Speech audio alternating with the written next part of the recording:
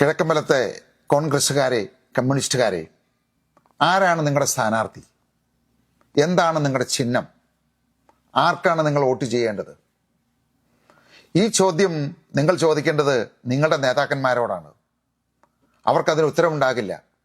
കാരണം അവർ നിങ്ങളെ വിറ്റിരിക്കുന്നു.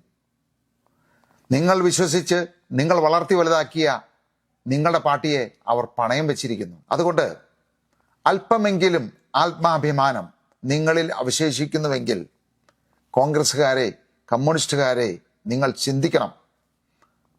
വെറും പണത്തിനും അധികാരത്തിനും വേണ്ടി മാത്രം നിലകൊള്ളുന്ന ഈ നേതാക്കന്മാർക്കാണോ നിങ്ങളുടെ വോട്ടുകൾ ചെയ്യേണ്ടത് എന്ന് തീരുമാനം നിങ്ങളുടേതാണ്.